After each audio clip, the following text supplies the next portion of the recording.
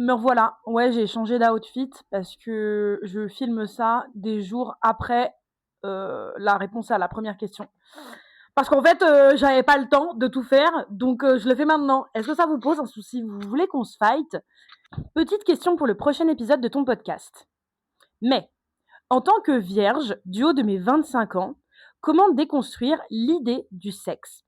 Parce que moi, je vois ça avec tellement d'amour, c'est-à-dire étape par étape, l'image que vendent les films, écrits par une femme, of course. Yes. Alors que j'ai jamais couché avec qui que ce soit. Donc j'ai peur d'être awkward, gênante, et d'avoir l'air conne, surtout face à un gars qui a de l'expérience. En solo, je me sens bien et j'y prends du plaisir. Ovulation en mode 24 heures sur 24. J'adore. Mais j'arrive pas à m'imaginer le faire avec quelqu'un et c'est limite terrifiant. Un peu bancal comme question, j'espère que t'as compris. J'ai compris, my girls.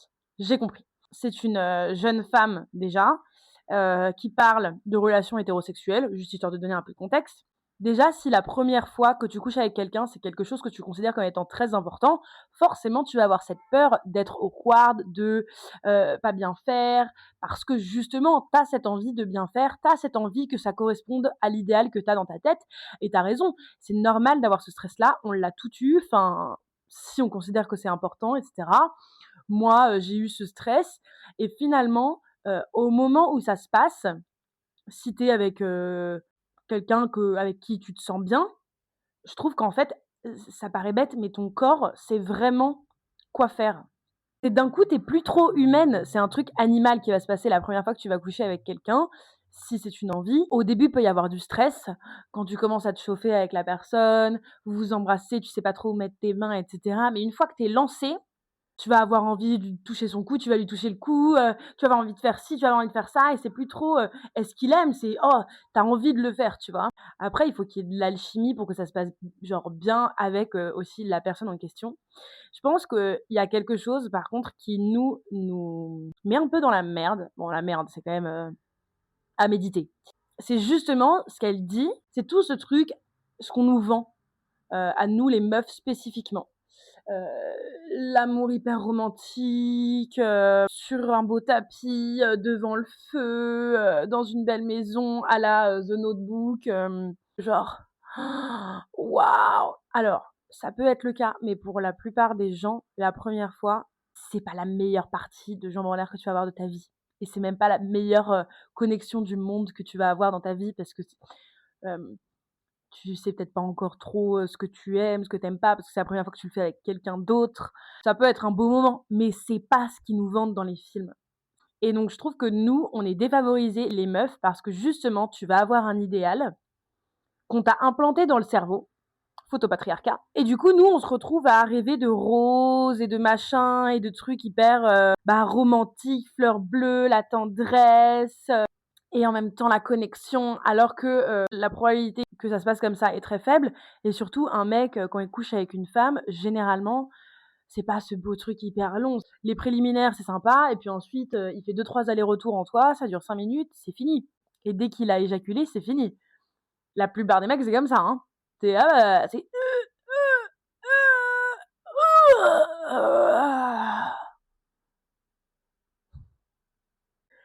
et c'est fini. Et après, on n'entend plus parler. T'imagines pour nous, les mecs, on leur fait pas croire en l'amour, romance, prince charmant et tout. Donc eux, ils y vont tranquilles en voulant juste répondre à leurs besoins primaires. Et nous, on y va avec tous nos rêves de oh, nanana, d'amour et de dévotion. Et en fait, il y a ça, mais tu vas forcément avoir un côté, une déception si tu t'attends à un truc romanesque, tu vois. Après, tu peux aussi te dire, putain, j'ai des standards hyper hauts, ça va être ça. Non, tu vas forcément être déçu. Parce que même un mec, même si t'as des standards hauts, en fait, ça sera jamais aussi haut que ce que les films nous vendent, parce que ce qu'ils nous vendent, c'est un idéal c'est un idéal. Et l'idéal, c'est, ça n'est pas accessible. Enfin, c'est le but, tu vois. Pour nous les meufs, on nous fait rêver de trucs de dingue, alors qu'ils pourraient faire exactement comme les mecs. Nous, on nous fait pas rêver de quoi que ce soit. Comme ça, on n'est pas déçus. Les mecs, ils sont tranquilles, on leur montre pas 30 milliards de films hyper romantiques. Donc ils ont pas des attentes, de dingue. Quoique bon après eux, ils ont la pression de la performance. Il y a pas, toute leur idée, du couple, de la romance et de la famille qui va se détruire, dès, la première poussée de rein, quoi. Il y a pas autant d'enjeux, pour un mec, je trouve.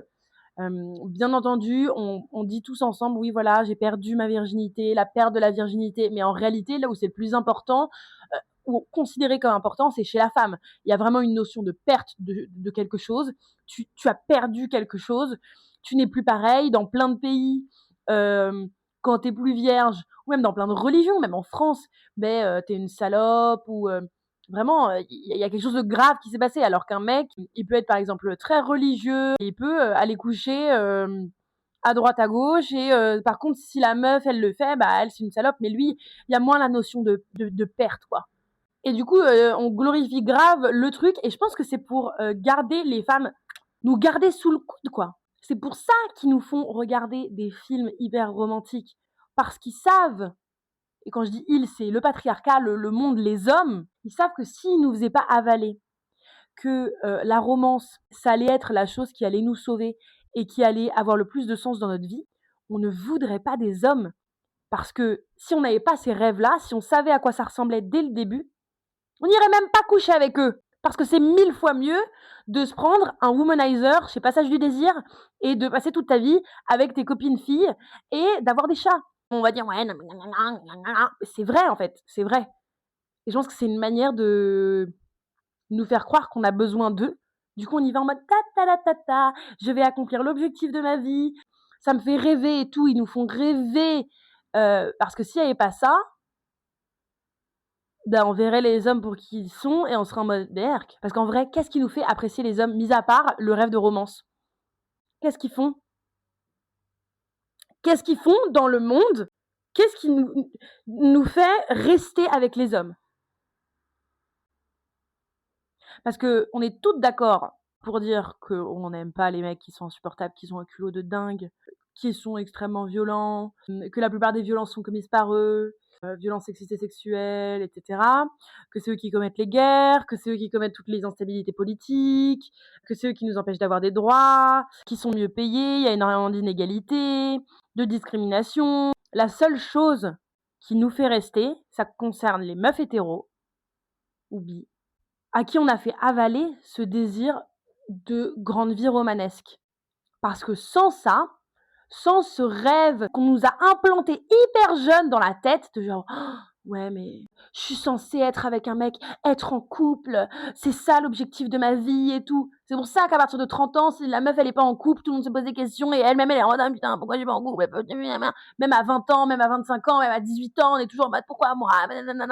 Parce qu'on nous a mis dans la tête que la validation masculine, c'était l'accomplissement de la vie d'une femme.